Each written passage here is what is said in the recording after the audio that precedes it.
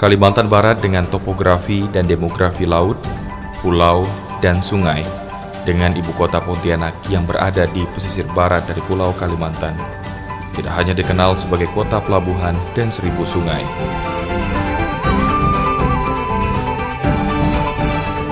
Provinsi yang dilintasi garis khatulistiwa ini juga memiliki banyak sekali potensi adat, budaya, dan produknya yang sangat autentik.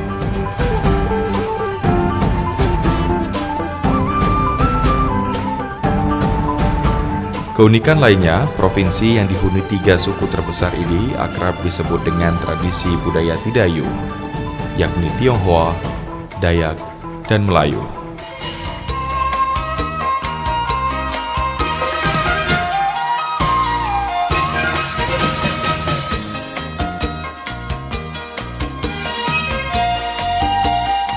Tradisi unik masyarakat etnis Tionghoa Kalimantan Barat kental dan terasa hampir merata di seluruh kabupaten kota. Meski dunia mengetahuinya, perayaan keagamaan warga Tionghoa akan lebih terasa di kota Singkawang, salah satu ikonik kota wisata di Kalimantan Barat. Cap Gome adalah perayaan keagamaan terbesar warga Tionghoa. Perayaan yang dilaksanakan setelah hari ke-15 ini menjadi puncak perayaan Imlek. Tradisi etnis Tionghoa ini adalah salah satu hari raya tradisional yang juga sering disebut sebagai Festival Cap Gome, sebagai tradisi kebudayaan etnik Tionghoa yang dirayakan setiap awal tahun.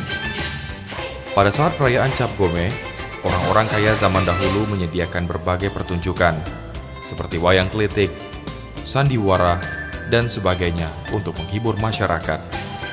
Namun kini, lebih sering dipertunjukkan dengan kegiatan festival budaya dan seni tari. Keunikan tradisi budaya masyarakat Tionghoa ini dipercaya merupakan bentuk asimilasi budaya, di mana berbagai kegiatannya mulai dari kehidupan sosial masyarakatnya hingga atraksi budaya seperti tatung telah menyatu di antara etnis lainnya. Kalimantan Barat ini memang sangat unik karena keberagaman dari masyarakatnya. Terdapat 3 masyarakat besar di Kalimantan Barat yang kita kenal, yaitu dari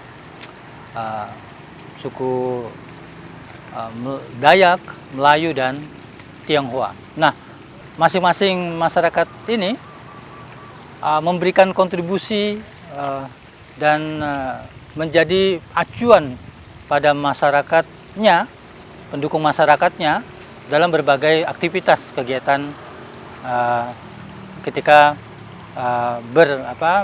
berhadapan dengan lingkungannya, manusianya, aktivitas spiritualnya, dan lain-lainnya. Nah, di masyarakat Tionghoa misalkan, nah dari akumulasi kegiatan aktivitas mereka itu, di ujungnya mereka selalu merayakan. Artinya merayakan itu adalah suatu bentuk ucap syukur. Jadi mohon keselamatan, mohon doa atas apa yang telah dicapai, dan kemudian berharap nanti ke depan akan mendapatkan sesuatu yang lebih baik. Nah, pada masyarakat Tionghoa kita sangat mengenal kegiatan Cap Gome ya. Cap Gome perayaan setelah 15 hari perayaan Imlek, tahun Imlek. Nah, itu sangat diminati itu dan menjadi satu medan untuk para masyarakat Tionghoa di Kalimantan Barat berduyun-duyun datang beraktivitas untuk merayakan satu kegiatan-kegiatan ucap syukur ya atas berkah, ya, atas segala sesuatu yang telah dicapai, dan kemudian di situ ada ritual-ritual tolak bala untuk mohon keselamatan, dan kemudian juga mereka berharap nanti di tahun yang akan datang mendapatkan sesuatu yang lebih baik. Nah, peristiwa-peristiwa yang memang disangkut pautkan dalam kegiatan-kegiatan kepercayaan sistem keagamaan ini itu sangat melekat dan sangat dipercaya oleh masyarakat Tionghoa. Dan itu bahkan dapat mengundang orang-orang yang Tionghoa yang berasal di luar Kalimantan Barat atau yang pernah tinggal di Kalimantan Barat. Ketika dia mencari pekerjaan di luar Kalimantan Barat, mereka ketika ada perayaan seperti ini, mereka akan datang dan acaranya semakin besar dan akhirnya memberikan kontribusi yang sangat luar biasa bagi daerah. Puncak tertinggi perayaan Cap Gomeh bagi tradisi etnis Tionghoa di Kalimantan Barat adalah Parade Tatung. Tatung dipercaya sebagai titisan dewa yang turun dari langit untuk memberikan perlindungan. Tatung digunakan sebagai media ritual untuk menangkal roh jahat dan membersihkan kota dari kejahatan dan nasib buruk. Tradisi ini satu-satunya yang terlestarikan hingga saat ini dan terbesar di kota Singkawang.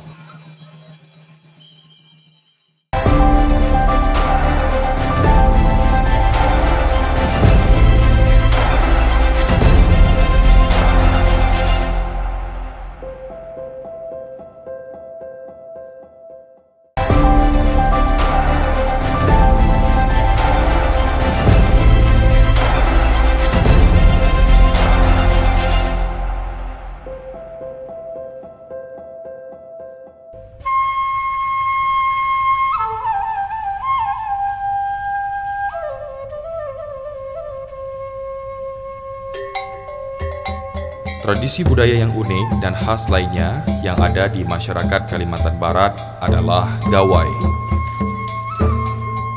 Gawai Dayak adalah pelaksanaan perayaan pasca panen yang meliputi serangkaian upacara adat sebagai bentuk rasa syukur kepada Tuhan atau Sang Jubata atas kelimpahan hasil panen.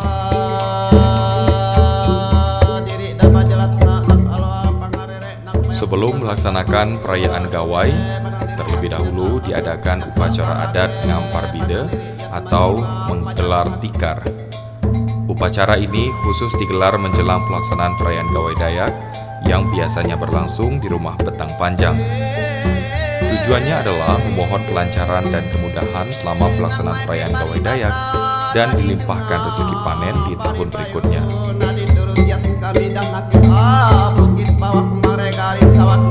Kegiatan ini kemudian menjadi momen untuk bersosialisasi sebagai bagian budaya masyarakat.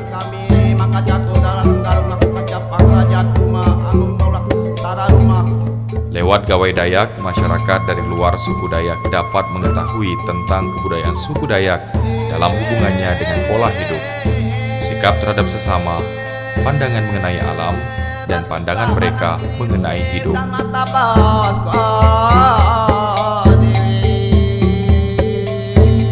Kegiatan gawai Dayak menggambarkan aspek kehidupan budaya suku Dayak dalam hubungan dengan leluhur, kehidupan sosial dengan sesama manusia, dan hubungannya dengan alam semesta.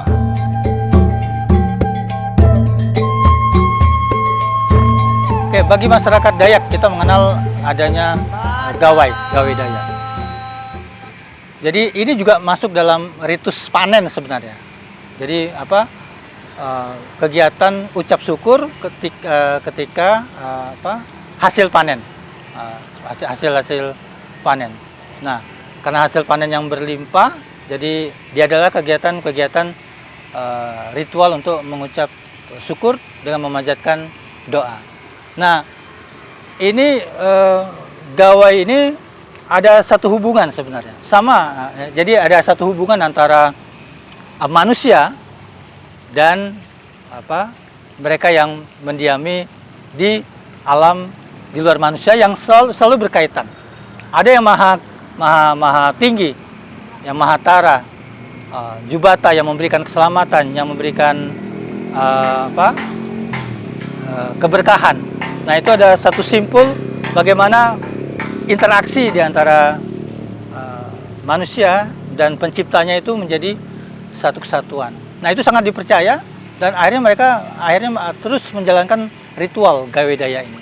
Nah, itu sangat disupport oleh pendukungnya, masyarakat Dayak sangat mempercaya itu mempercayai itu sehingga atmosfer dari kegiatan gawai itu sangat luar biasa. Nah, kekuatan-kekuatan tradisi itu adalah karena ditopang oleh masyarakatnya, sehingga itu tumbuh. Dalam kegiatan gawai, karena itu sifatnya perayaan, ucap syukur, maka seluruh aktivitas kaitannya untuk hiburan masyarakat pertama itu muncul. Nah, masyarakat peladang kita kan setelah bekerja, di waktu-waktu luangnya biasa dia beraktivitas, salah satunya berkesenian. Nah, di gawai itu aktivitas kesenian itu muncul, mulai dari tarian, musik, kemudian juga ada keterampilan membuat tato, mengukir lukisan, ya, itu juga dihadirkan dalam kegiatan gawai. Nah, itu tumpah ruah sehingga aktivitas kesenian muncul. Nah, di situ juga akan ada produk-produk budaya yang muncul menjadi sebuah kekhasan, sehingga itu menjadi sangat unik karena keberagaman. Karena berbagai bentuk aktivitas kesenian itu muncul dengan berbagai varian sajiannya. Kadang-kadang dari beberapa masyarakat Dayak antar suku itu juga berbeda bagaimana cara menyajikan sebuah tarian. Nah, tarian-tarian itu biasa kadang-kadang muncul sebagai bentuk dari kenapa gawai itu dihadirkan sebagai ucap syukur tentang padi, kemudian tentang bagaimana aktivitas berladang, memanen itu, kemudian aktivitas bagaimana menghargai alam, itu muncul pada bentuk-bentuk ungkapan keseniannya.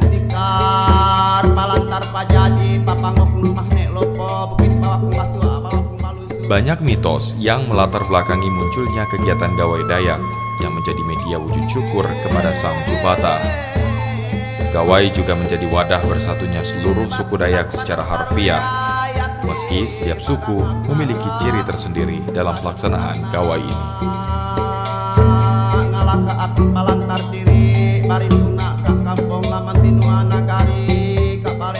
Secara prinsip, gawai Dayak bukanlah peristiwa budaya yang murni tradisional. Baik dilihat dari tempat pelaksanaan maupun isinya, gawai Dayak merupakan perkembangan lebih lanjut dari acara pergelaran kesenian Dayak yang diselenggarakan pertama kalinya oleh Sekretariat Bersama Kesenian Dayak atau Sekberkesda pada tahun 1986. Perkembangan tersebut kuat dipengaruhi oleh semangat upacara syukuran kepada Jubata yang dilaksanakan masyarakat Dayak Kalbar setiap tahun setelah masa panen.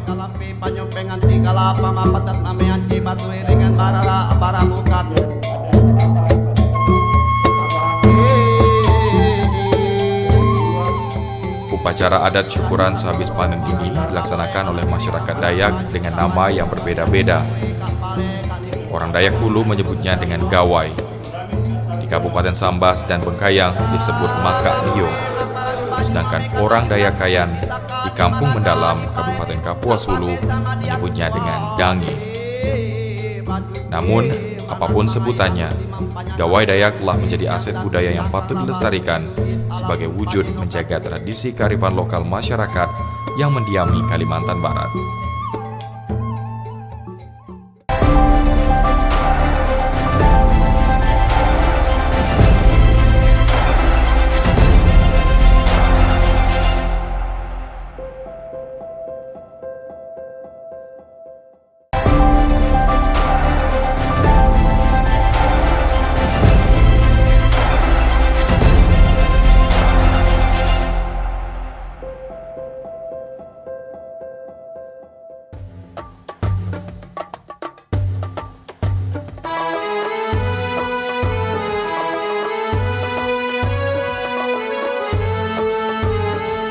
Salah satu tradisi unik lainnya adalah budaya robo-robo. Tradisi napak tilas perjalanan seorang Opu Daeng Manambon menemukan wilayah dan mendirikan sebuah kerajaan ini menjadi tradisi tahunan yang dilaksanakan masyarakat Melayu di Kabupaten Mempawah. Upacara adat budaya tradisional robo-robo merupakan upacara tahunan yang diadakan setiap hari Rabu di akhir bulan Safar dalam kalender Islam. Dengan tujuan ungkapan rasa syukur atas hasil laut yang melimpah dan doa bersama menolak bala dan bencana.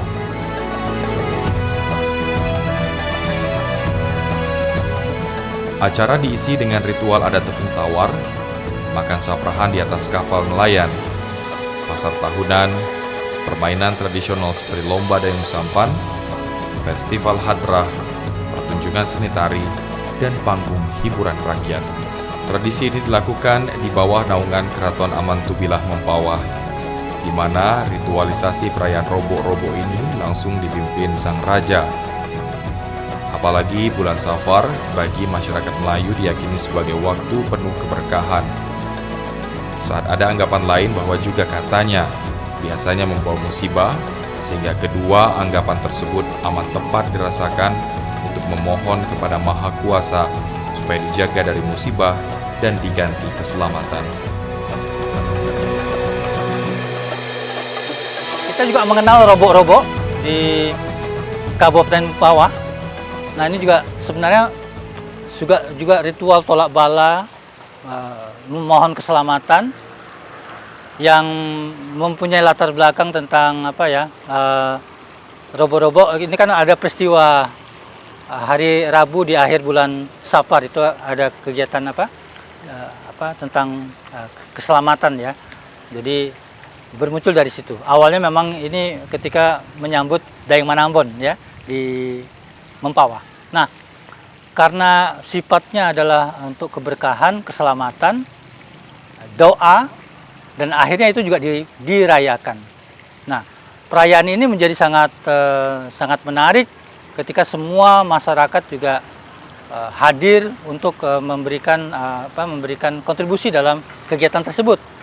Nah, tentu yang namanya perayaan juga akan ada sebuah aktivitas budaya, aktivitas kesenian untuk memancarkan sebuah kesenangan, kebahagiaan, keselamatan, harapan keselamatan tersebut. Nah, di Robo-Robo ini sudah sangat melekat pada masyarakat Melayu khususnya di Kabupaten Mempawah. Itu bahkan di sekitar Kabupaten Kuburaya sekarang, karena ada itu juga Robo-Robo sangat dilaksanakan karena momentum keselamatan tadi dan perayaan hiburannya. Nah, itu semua masyarakat sangat mendukung, mensupport bagaimana kegiatan Robo-Robo itu dapat dilaksanakan dengan sukses. Nah, aktivitas kebudayaan, kesenian itu muncul. Bahkan baik tarian sama musik, bahkan kerajinan-kerajinan yang memang tumbuh di masyarakat itu semua dihadirkan. Nah, artinya seluruh aktivitas ekonomi juga muncul, aktivitas hiburannya juga muncul, dan masyarakat juga menghadiri sebagai bentuk dukungan, sehingga dia menjadi hidup. Sehingga Robo-Robo itu menjadi hidup karena support dari masyarakat itu sangat muncul. Dan belakang memang ini sudah menjadi kalender event, tentu antara pemerintah, masyarakat, dan pelaku, orang-orang yang memang tahu tentang Robo-Robo itu menyatu dalam sebuah kegiatan, sehingga kegiatan menjadi kegiatan besar.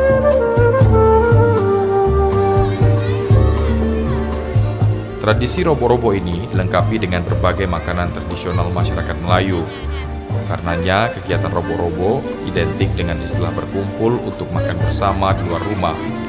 Sama dengan tradisi yang ada di Kalimantan Barat, Robo-Robo juga bermakna wujud syukur dan permohonan kepada Yang Maha Kuasa agar diberikan perlindungan dan keberlimpahan berkah hasil laut dan pertanian.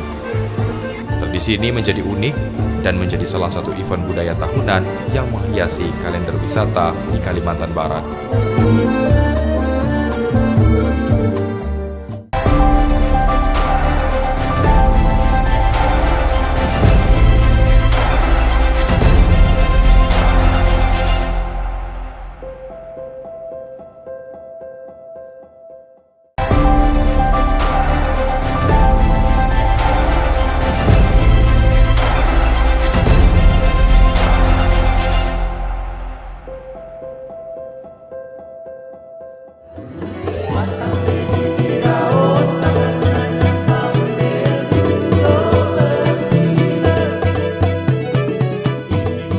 banyak keragam unik budaya dan tradisi masyarakat dan suku yang mendiami tanah Borneo, bumi Kalimantan Barat ini, menunjukkan betapa kayanya Indonesia akan keunikan tradisi masyarakatnya. Ini menunjukkan kuatnya pesona bangsa ini akan tradisi para leluhur yang terus terpelihara dan berkembang menjadi sebuah potensi besar membangun Indonesia dari sektor kepariwisataannya. Begitu beragamnya dari tiga etnis besar di Kalimantan Barat, baik Dayak, Melayu, Tionghoa. Nah itu memiliki bentuk budaya yang berbeda dengan cirinya masing-masing, namun didukung oleh masyarakatnya. Nah itu menjadi sebuah kekuatan dalam rangka bagaimana itu menjadi sebuah dukungan kepada aspek-aspek lain dari awalnya kegiatan-kegiatan ritual keagamaan sudah bergeser akhirnya menjadi sebuah industri pariwisata. Nah, jadi bagaimana itu sudah berkembang menghasilkan sebuah industri pariwisata. Nah, ketiga-tiga kegiatan baik di Cap Gome, Gawai Dayak, kemudian di Robo-Robo, semua memiliki filosofi yang sama tentang keselamatan, keberkahan, tolak bala, kemudian mengharapkan hasil yang lebih baik ke depannya. Nah, itu kan ada di seluruh keinginan masyarakatnya, sehingga itu menjadi sebuah dukungan. Dan sekarang peristiwa-peristiwa ritual itu sudah bergeser menjadi peristiwa-peristiwa budaya dan sekarang menjadi bentuk-bentuk kemajuan dari aset-aset pariwisata.